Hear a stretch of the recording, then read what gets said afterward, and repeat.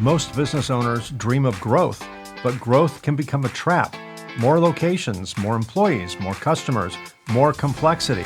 Before long, the business that was supposed to create freedom can start consuming every available hour.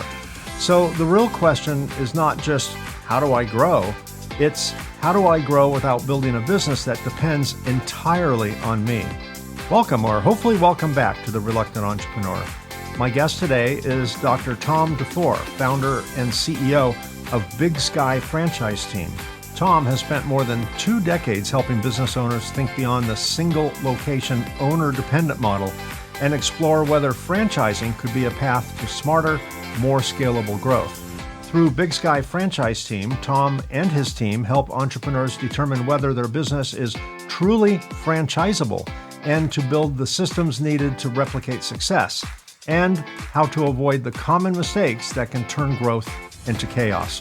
He's also the host of Multiplier Your Success, a podcast focused on helping growth-minded entrepreneurs, investors, and franchise companies learn from the misses, makes, and multipliers of business success.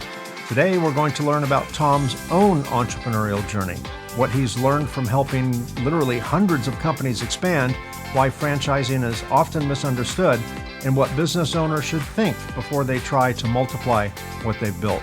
And it all begins right now. Stick around. Tom DuFore, welcome to the show. I'm looking forward to our conversation. Thanks so much for having me. I appreciate it. Yeah, my pleasure. So Tom, before we get into franchising and your journey and all of that, let's get in our Wayback Machine, go back in time. What was your path into entrepreneurship? And did you always know you wanted to build a business, or did that happen through circumstance, bad luck, good luck, whatever? So my journey into entrepreneurship really stemmed back to, I had the good fortune of watching my dad launch a business when I was, I want to say I was maybe 12 or 13 when he started it, and really got it going when I was about 16. So it was kind of at some formative years when I saw him launch his business. I thought, wow, that's pretty cool. My dad started a business, and he was in the auto business. He opened a little used car lot, a little buy here, pay here with a gravel lot. Sold a few cars a month. But loved what he did. He'd been in the car business his whole life.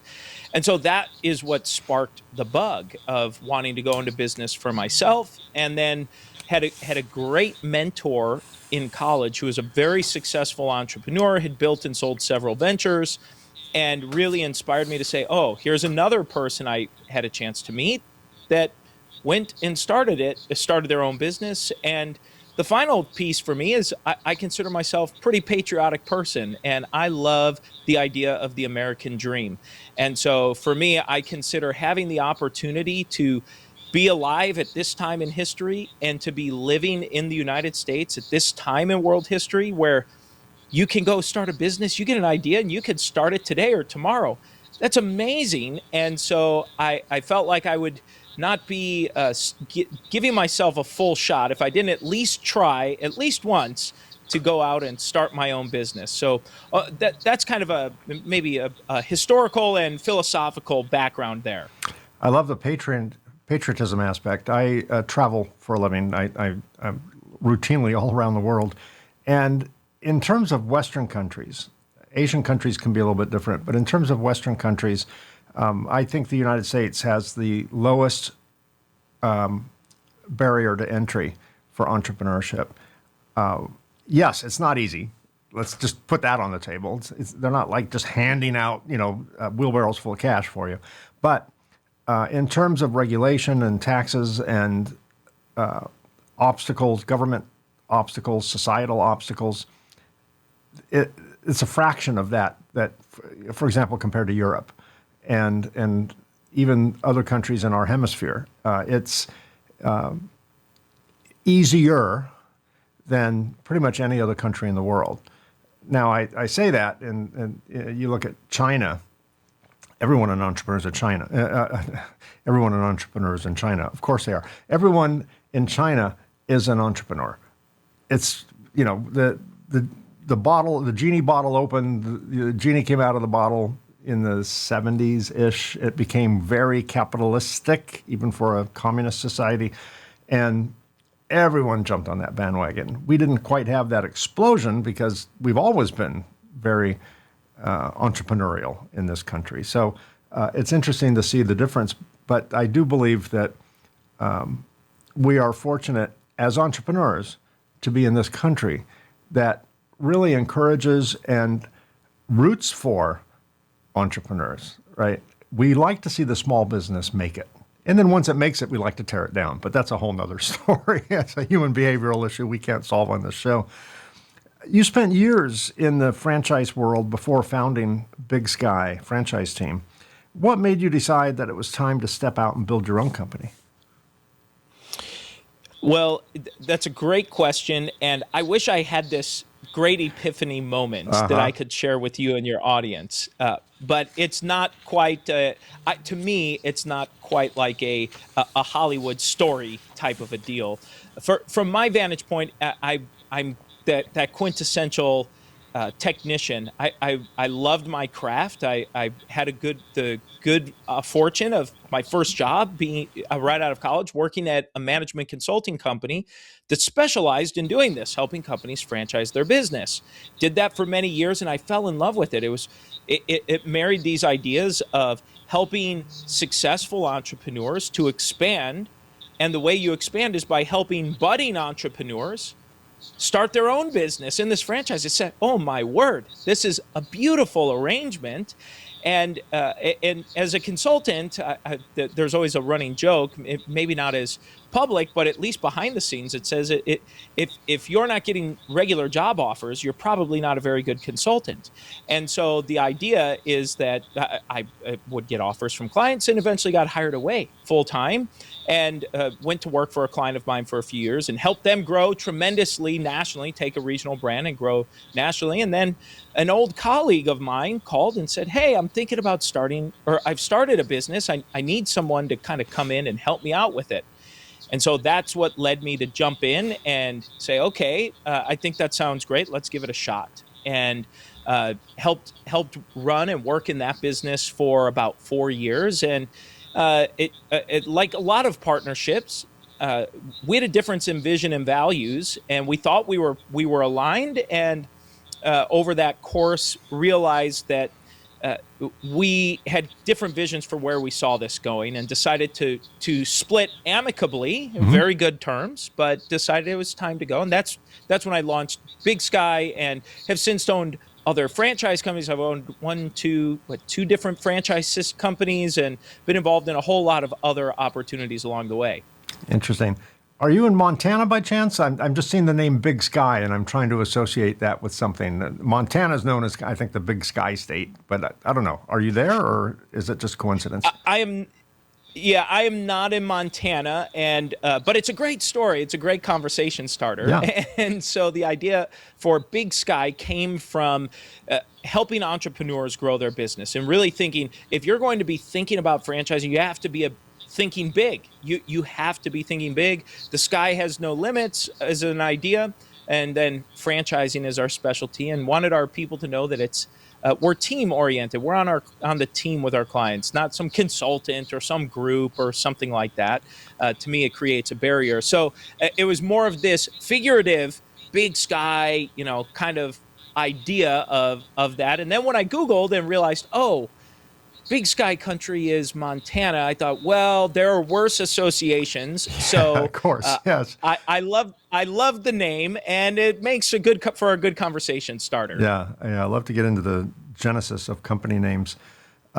Was there a moment early on? I know you've had a lot of franchising experience, so that probably would not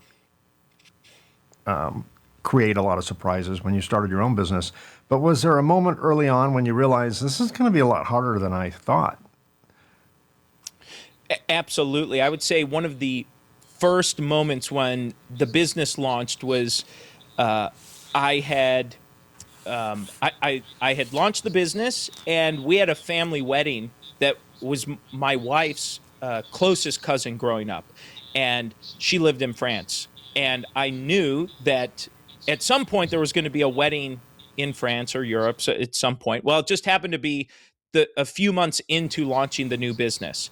And so I thought, well, this is not very good timing. How in the world is this going to work where we have to travel and we're in the wedding, so we've got to be there early and we've got to take the kids and the whole Bad timing. rigmarole that comes along with that. Yeah. Yes. And so uh, I remember being there and saying, well, I have to participate in all the family activities. So during the day, I participate in all of the activities and go to the festivities and whatever was going on.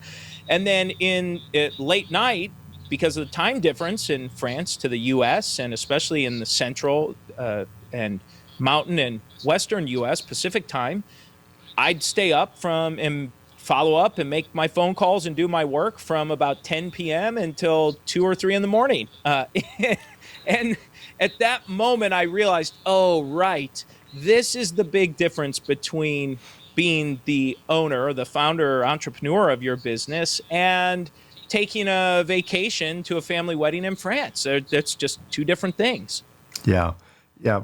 I had a similar experience. I have a manufacturing company within the electronics manufacturing industry. We're an equipment builder. And as we started to globalize and sell outside of our borders, like today we sell on 6 continents. I'm waiting on Antarctica to finally defrost so we can claim the 7th and final continent, but that's not happening fast enough, despite all the warnings. But I remember a time when I would be lying in bed at midnight, 12:30, maybe 1, responding to all my emails from Asia because it's in the middle of their day, the next day. And then I would be waking up very early in the morning to my phone going off, emails and communications and phone calls from Europe. And I realized the sun never set on our products. There was always a product of ours running 24 hours a day somewhere in the world. And that means the sun never set on my company. And when I was, the primary operator of the company, the sun never set on me. I don't think I ever thought I could ever get 8 hours of sleep, continuously, ever again. And I was constantly at the beck and call. I constantly had my phone. This was back in the day when we carried our, dorky now, but when we carried our phones in a little holster, I'd be in the movie theater and I would actually take it out of the holster and put it in my pocket. So when it was on vibrate, I could actually feel it, and I'd have to, it was flip phone, back then. So, flip it open. Hold on a minute. And I run out of the theater, take the call. My wife's just like, okay, I'm done with this. I'm like, I don't know what to do. So, yeah, I do remember the first time we went global. You remember the first time you started expanding across the country. Time zones have a whole new meaning at that point, which is another reason to embrace the concept of franchising your business so you grow without having to be everywhere at one time. What were some of the early mistakes or lessons you learned that shaped how you lead your business today? Besides the fact that there's several time zones in this country. Yeah. So, there are so many mistakes, errors, mishaps that come along the way here. But when I think back, when I launched the business to what I know now, I would say one of the biggest mistakes that I made was not clearly defining what success meant to me. And when I was thinking back to when I launched, I had this number in mind, this revenue number, and and it's really just vanity at the end of the day for most companies anyway to hit the top line revenue. But I was bought into that whole idea of trying to go for some revenue. And looking back at that, I looked at it and said, well, why am I even going after this? What am I actually looking to achieve? Is there a certain personal income I'm trying to do? Is there some aspiration of exiting out of the business? And well, I didn't want to exit, and I still don't at the moment. That's not on the horizon currently. And I realized, oh wait, no, I want to build a business that allows me to do the things that I want to do. That's what's most important to me. And so I figured out a way So as I was doing that, and I had these big goals on paper, I wasn't getting close to those big goals fast enough. And I'd look at it and say, well, what's going on? I realized that there's some dissonance there between what my subconscious mind was probably saying and what I was actually doing versus what I was saying. And so once I realized, oh, wait, I really want to be able to, at this stage of my life, coach my kids' baseball teams or show up to help volunteer at the church or do something else when something's needed, that's more valuable than growing top line revenue or hitting a certain income level. And so once I realized that and accepted it, it's made everything else click and crystallize. So that for me is something that I saw, and there are plenty of other mistakes, don't get me wrong, but that's one that I look back and say, I wish I had done that, because I had so many sleepless nights, so much extra stress that I had put on myself. No one else did it but me, put it on myself to have really clarified and crystallized what I really wanted out of the business. Yeah. A lot of entrepreneurs have a really tough time with the struggle of letting go of control as the business starts to grow and scale. Did that happen to you? And if so, how'd you get through that? Yeah, I think I would say most entrepreneurs probably end up there at some point. I would think you would have to. And for me, I realized part of it was getting back to the first question of defining success. I realized, well, if I want to be able to do some of these things that I'm interested in doing, it's impossible for me to maintain control over everything in the business. I have to have staff. I have to have team members. I have to have people fulfilling and doing these things. And so, well, you certainly have to have team members, because it's part of your company name. That's the last name, the last word in your company name. Yeah. So it can't just be Tom. It has to be. You have to have a team somewhere. That's exactly right. That's exactly right. And so recognizing that was certainly part of it, and realizing as you start letting go of certain things that other people are better than you, as a lot, I know entrepreneurs go through this at some point where you realize, oh, you let go of doing your bookkeeping, you let go of doing some of the operational components, you let go of some of these things and realize, oh, wait, there are people who are better than you at this and enjoy doing that work. That for many entrepreneurs and founders, they don't like doing that work anyway. And so let someone else who really enjoys it go on and do that. And so just making sure that those controls are in place, checks and balances, whatever terminology that as an owner you want to use, systems, checklists, processes, protocols, accountability, whatever term makes sense to you that works for you and your business, certainly. And so that for me was one big piece. For the business owner who's heard the word franchise, but really doesn't fully understand it. I mean, a lot of people, when they think of franchise, they think of Subway, or McDonald's or something like super common. How do you explain franchising in plain English to those who, may either not understand it or have an overly simplified view of it? At its core, franchising is a method of distribution, just to say it simply. And so it originated out of manufacturing originally to help manufacturers get more distribution points to sell their products out of. And that eventually turned into business format franchising, which is what most of us are familiar with, a McDonald's or a Subway, or pick a large franchise system. And in essence, it's two licenses that when combined together is what creates a franchise. So license number one is for the right to use a common business name. So whatever you call your business, the trademark, the trade names that you go by, that's license number one. And then license number two is the right to use your business system. And so that system of operation, so how you run the business, a marketing system, quality control, certain expectations like that. So license for a brand name, license for a system, and then the receipt or receiving of a fee. And that fee is typically an upfront fee called the franchise fee, and then an ongoing fee called the royalty, where you share in the revenue. It's a percentage of revenue that gets collected.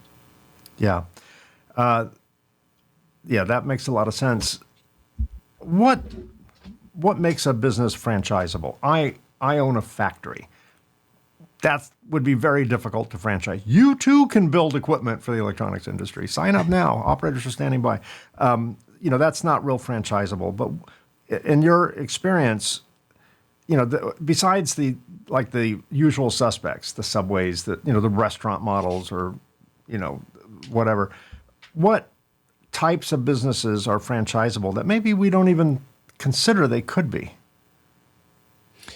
So in terms of business industries and types of businesses that are franchising, the most popular category in franchising since COVID is home services. Home services has boomed since COVID, and that in franchising, and that includes companies like pest control and mosquito and painting services and anything like that, anything dealing with Landscaping, home gardening, maintenance of any kind. Yeah. You got it. Those have been surging, and then other businesses that might not be thought of are companies that in industries such as professional services. You'd be surprised to know that there are advertising agencies and marketing groups and even various consulting and professional type services, coaching companies that have franchised. And even in a manufacturing segment like yours, you might not franchise your manufacturing business, but you might franchise a sales force, as an example. I've worked with manufacturers that wanted better control, where maybe they have sales reps in different cities or different markets that go and knock on doors or sell their product where needed. So a wide variety of options there. So those are some of the industries, but franchising, as I said earlier, it's a method of distribution. So if you want to sell more goods or services of whatever kind of business you're in, I've always been of the mindset that you need or ought to consider franchising. It does not mean you should franchise or that franchising is right for you, but it's an option you should explore and consider, and rule it out or rule it in. And I've been doing this over 20 years, and most owners and people, they rule it out. They realize it's not for me, and that's okay. But making sure you're exploring all your options, I think that's important. I agree. What are the biggest misconceptions business owners have about franchising, whether they want to franchise their company or purchase a franchise? What do we get wrong? Most people who come into franchising think that because the word franchise is there, that it's going to be easy. They think that if from the franchise buyer perspective, I've seen this a lot. I've been involved with lots of franchise sales, and it's a very common misconception that the person buying the franchise thinks, well, if I buy this franchise, I essentially just bought myself the golden ticket or an ATM machine, and I just push a button and cash comes flying out. Ka-ching, yeah. Yeah. Like a Vegas slot machine or something. That's exactly right. But they don't even have to pull the lever. Money just spits out of it, right? And so that is a great misconception, because when you own a franchise or any business, you have to work that business. It's just the reality of it. And then from the franchisor perspective, if you're franchising your business, it's a very common misconception that owners overestimate how easy it is to sell a franchise and underestimate the amount of time that it takes to build that. And as a founder, founders and entrepreneurs oftentimes think, well, if my business is struggling, all I have to do is just put a little elbow grease in. I get involved, I tinker with stuff, and I shake and rattle things around a little bit, and voila, a few weeks or a few months later, stuff is cranking again and it's moving. Easy peasy. Yeah. Yeah, that's right. Well, in franchising, it's not quite as simple as that, because when you first launch a brand new franchise, the first person who buys a franchise from you is the first one. There are no others. And so a lot of entrepreneurs that franchise forget the startup mindset.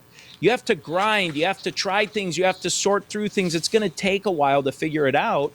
And in franchising, even an inexpensive franchise, someone's still looking to invest $150,000. Well, for most entrepreneurs, your main product or service might cost a few dollars, a few $100, even a few $1,000. But we're talking a few $100,000 that the person coming in, this might be the biggest investment they've ever made outside of their home, and in some instances, Even more expensive than the home that they've bought. And so you have to keep that perspective in mind. I'm not saying it's impossible. You just recognize the reality of it. And sometimes entrepreneurs get lucky with it. Of course, you catch lightning in a bottle, and that's what catches the news headlines. Such and such brand sells 100 franchises this year, or 300 franchises this year. Of course it happens. But the average number of franchises sold per year, this is taking into consideration large franchisors, brand new ones, and everything in the middle, is just over 9 franchises. If you average that, 9 franchises a year is on average how many people or a franchisor is going to sell. So you of course you assume an average. Some sell 0, some sell 100, but the average is 9. Wow. So that's just to kind of help put things in perspective, and kind of that misconception. Sometimes people think when they hear franchise, they instantly think hundreds or thousands of locations across the country and around the world. But that takes decades in most cases. It takes decades and great leadership to build a system like that. Before an owner decides that or wants to seriously consider franchising their business, what systems really should be in place? I'll bet you've walked into a few places that, probably didn't have any SOPs or, whatever. What's your recommendation if you said, okay, you're not ready, here's a checklist, call me when you're done? What would that checklist look like? So the checklist we look at is, we have 3 big check boxes we look at. The first check box is, do you have a profitable prototype? And I know that seems, to most, they say, well, duh, given, hello, but you'd be surprised. So we want to have a profitable prototype. And sometimes an owner will say, well, Tom, my tax return says, I don't make any money. Well, of course. I'm not running semantics with the American tax code. Entrepreneurs are incentivized to show that they make as little money as possible. Sure. The tax code incentivizes that. Yeah. What I'm talking about is, if you're an active owner-operator, is it funding your lifestyle? That's one good approach to look at it. And if you're able to do that, and of course, pay all your other bills and pay back any loans and pay your staff and marketing and rent and all of the things that go into running your business, okay, you check a big box. And that's why I like this idea of a profitable prototype, because we have something that it shows, one, it's working, that something is working, and 2, whether or not the systems are documented. You were mentioning about the SOPs and standard operating procedures. A lot of entrepreneurs have standard operating procedures. They just may not be as clearly documented or written down, but they exist. They're running, they've trained people, they've run staff. So that's where a company like ours comes into play, to help document those processes. But that's why that checkbox covers a lot of different things with that profitable prototype. The second piece we like to look at is, do you have customers or a potential customer base on a national basis? At minimum regionally, and ideally internationally.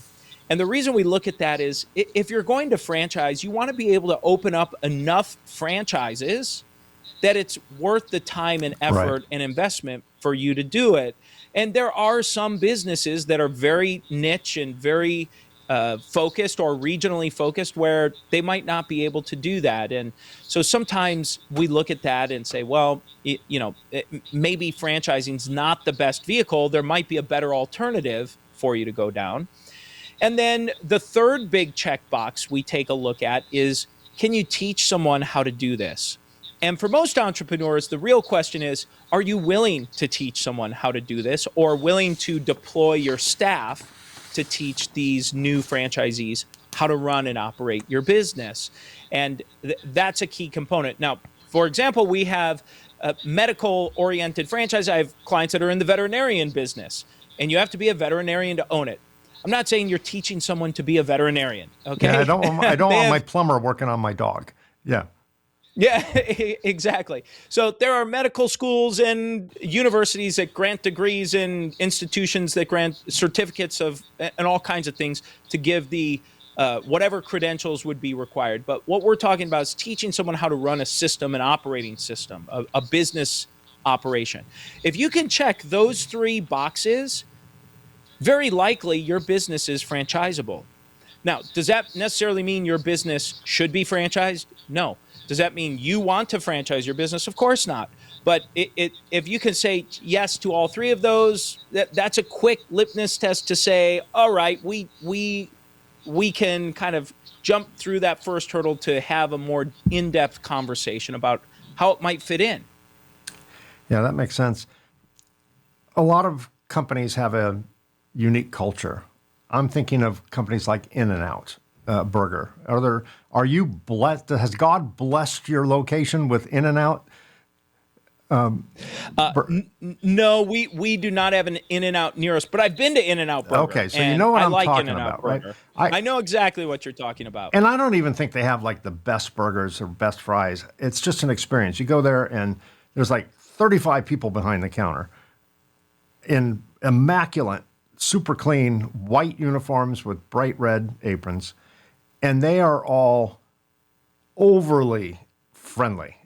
I mean, but it seems real. I mean, these are people that you just want to adopt them all and call them your children. You know, they're like super energetic and hardworking, and I don't know.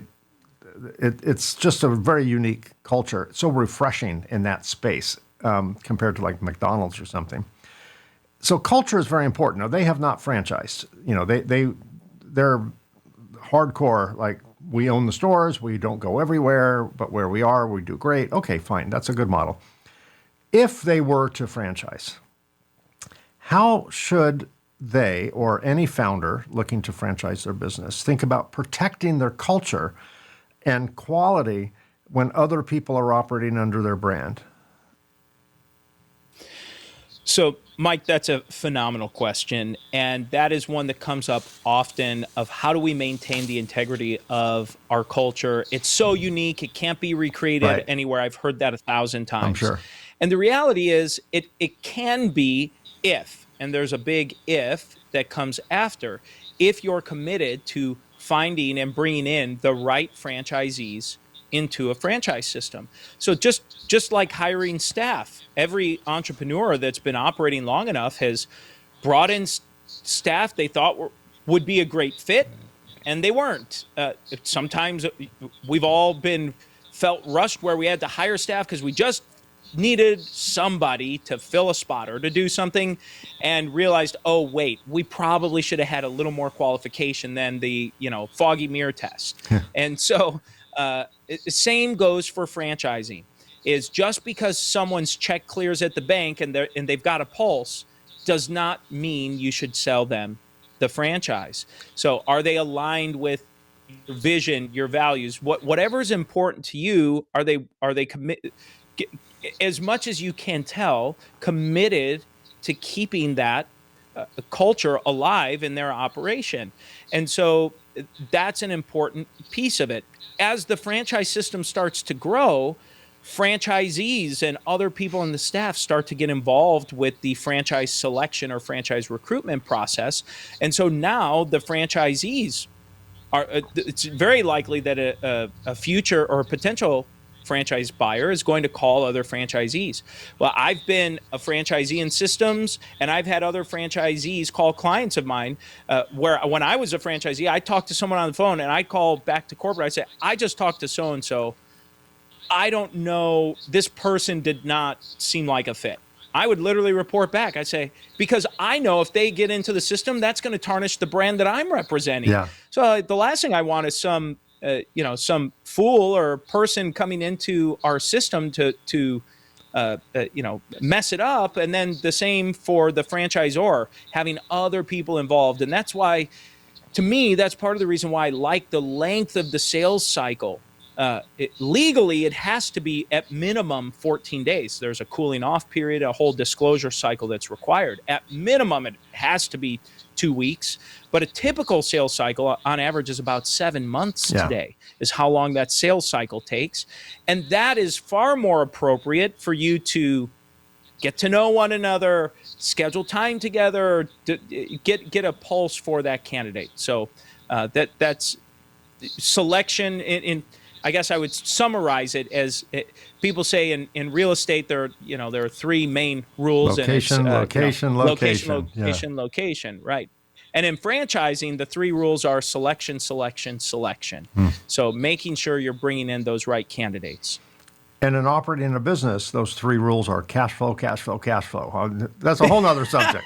But that's a whole nother subject. That's exactly right. Even before that's profit. Exactly right. Even before profit, cash flow is king. Correct. That's right. But that's a topic for another show. So you've been on the other side of the podcast table. You host a podcast yourself. Has interviewing entrepreneurs changed the way you advise business owners? Do you learn from them? Every guest I learned something from, and part of the podcast, I love giving back. I feel it's a way of giving back, but selfishly for me, I get an opportunity to meet new people and learn about all of these different things and connect and get great little anecdotes and stories and information. I thoroughly enjoy it. And I was on a quest. Part of the reason I called it Multiply Your Success, I ask every guest at the end of the show, what does success mean to you? Partially because I was searching for my own definition. And the main driver was that I realized I had this hunch. I don't think most people are out there looking just for money. I think success means more than just financial independence or personal wealth. And in the 300 some episodes we've had, I think only a handful of people, maybe 5 out of that 300, that said, no, it is money for me. And for the 200 or now over 300 some, that they said, no, it was something else. Money might have been part of it. It was one piece of it, but there's this whole picture that they were looking at. Yeah, I would be disappointed. I also end, you've already brought up success a couple of times. So thanks a lot, Tom. You've ruined my last question. My signature ending question is how did you define success before you started your business, and how do you define it today? But you've already answered that, which is awesome. But I would be disappointed if someone said, how did you define it before? Money. Okay, how about now? Money. I'd lose a little faith in humanity. Now, if someone asked me that question, I have a little bit of a cheat answer. Money was the first answer, of course. The second answer would be freedom, right? Now, keep in mind, freedom covers a lot of ground. And if I want freedom to travel, it takes some money to do that. If I want freedom to do nothing or pursue philanthropic opportunities, whatever, money's in there, but it's no longer the scorecard for success. To me, I could have all the money in the world and no time to spend it, no friends, no family, a slave to my business. That's not success. That's a job. That's not success. So I think most entrepreneurs, pretty much everyone, I haven't done 300 episodes. I've done, I think, coming up close to 100 now. But most of the people, overwhelmingly, that I've interviewed have much higher octave, higher perspective answers to how they define success today than before, which is nice. It restores my faith in humanity, right? Okay, we'll be okay.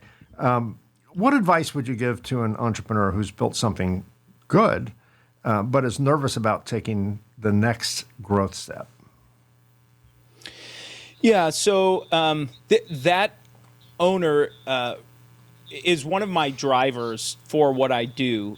I saw this happen to my dad, who started his business, and after 30 some years of running it, when he had built this successful thing, and he just kind of sat there. He didn't make any decision. So he made no decision, therefore it just kind of stayed flat for many years. And when he was ready to be done with it, he basically just shut the business down. And it breaks my heart when owners do that. and because he was just kind of tired. He was just tired. He was done, But and he was ready. No equity. No equity in Right. the business. And no patience to wait for a sale. Right. No patience because He's done. He'd reached that. He was done. Yeah, he was done. He was and overdone, really, right? Yes. Any runway That's he right. had left, he's used it up. That's right. And so for me, when I've seen that, that breaks my heart. And so whether it's an owner that's kind of you're at a crossroads when you're at that point. You're at a crossroads. And Yogi Berra has one of my favorite quotes, which is, when you reach a fork in the road, take it. Yeah. And take it. And for years I was like, what does that mean? I don't get it. And then one day it clicked. I said, oh, it's one of the great. Now I quote it regularly. And so I would say, you're at the fork in the road. Take it. Take a first step. Learn about franchising. Learn about private equity. Learn about opening more company-owned locations. Learn about an ESOP. Learn about all of these different strategies that you can take or use to employ. And if you're finding yourself burned out, maybe you're burned out with the business, it's time to exit and you sell it. Or maybe it's time to replace yourself and bring in a managing partner, right? There are lots of different things that you can do for your business. So when you're at the crossroads of growth and looking at it, explore your options and ultimately make a decision. Just choose something. Rule stuff out and rule it in. Don't sit in the middle, because no decision is a decision, and you don't want to sit there. I've heard it too many times from clients over the years. Oh, I wish I had done this 5 years ago. Oh, I wish I'd been thinking about this for 10 years, and I finally decided to do something about it. If you're thinking about it, inquire, whether it's through an organization like ours or researching or whatever. You owe it to yourself to do something. Yeah, one of the things you could do is pick up the phone or email or visit the website of Big Sky Franchise Team. That's one option. I'm sure you spend a lot of time dating potential clients that may go somewhere, may not go somewhere, but you strike me as the type of person who is promoting best practices more than just, give me an order, give me an order, give me an order, because your reputation is at stake here just as much as theirs. I always recommend reach out to people in the space and ask questions. If they're just trying to sell you and they don't want to really educate you, no problem. Go to the next one. No big deal. But it's always good to start with people who know what they're doing and people who are invested in your success, because their success is your success. And on that note, to my audience listening or watching, if you would like to get more information on Big Sky Franchise Team, nothing to do with the state of Montana. No offense to Montana, but that wasn't the motivation. You heard it here first. Feel free to look at the show notes if you're watching this on YouTube. Right down below me, right down here, it says See More. Click that, and the URL for Big Sky Franchise Team and Tom's podcast will be there. If you're listening to this on your favorite podcast app, of course, look at that podcast app, click on the show notes, and all that information will be there as well. Tom DuFore. I introduce you as Dr. Tom DuFore. Do you have a PhD? Yes. I have my doctorate in business administration, and did my doctoral thesis was on how do you measure and assess an organization's virtuousness. And so that was a very that was a topic. Yeah. So that's something that I really have always been fascinated by. Some people would argue that's an oxymoron, corporate virtue, but yes. I know it's not. There are some, unicorns out there that are actually virtuous companies, but that's an interesting thesis. Yes. So you know much about which you speak, or at least you should. Right. Correct. I'd like to think so, but I will say when you go through those studies, you realize how little you actually do know about things. That's the most humbling experience about getting your terminal degree, is just recognizing there are so many brilliant people out there that know so much more. And so just to learn from that. But yeah, it was a very interesting research and study that we did. Wow. Yeah, it sounds fascinating. Well, again, to my audience, look at the show notes, no matter what platform you're on, that Tom's information will be there. And Tom, thanks for the generosity of your time. In the amount of time we've talked, you could have sold 10 franchises by now. So I know I've cost you. So thanks for donating all that energy to me and my audience. Thanks for providing the great advice that you did and for sharing your entrepreneurial journey. I really appreciate it. I know my audience will as well. Thanks so much for having me, Mike. I appreciate it. All right, here's some final thoughts. My conversation with Tom is a reminder that growth is not just about getting bigger. It's about getting more repeatable. So many entrepreneurs build businesses around their own effort, their own standards, their own relationships, and their own ability to solve problems. That can work for a while. In fact, it's often how great businesses begin. But eventually, the very qualities that made the business successful can become the things that limit it. Tom's message is not that every business should become a franchise. It's that every business owner should ask the deeper question: is what I've built transferable, teachable, and repeatable? Because whether you franchise or not, those are the foundations of a scalable business. Growth without systems can create stress. Growth without clarity can create chaos. But growth built on purpose, training, and a model others can follow creates options. And for an entrepreneur, options matter. They create freedom, they create resilience, and sometimes they allow a business that started with one person's vision to become something much larger than the founder could have ever built alone.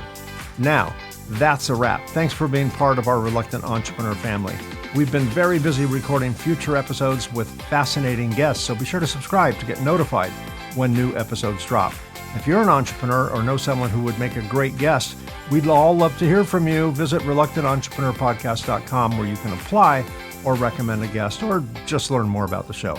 And of course, a couple of shameless plugs. I've started a new series under the Reluctant Entrepreneur brand. The new series is called Reluctant Lessons, Where Businesses Go Wrong. On this series, we dig into high-profile business failures and the story behind it all. So far, we've profiled Rubbermaid, Kodak, Blockbuster, BlackBerry, and DeLorean Motor Company, with many more coming. There's no shortage. Check those and other episodes out on this channel. And if you're interested in my book, The Reluctant Entrepreneur, Anatomy of a Business Startup from Uncertainty to Unstoppable, it's available in paperback and Kindle on Amazon and as an audiobook on both Audible and Amazon.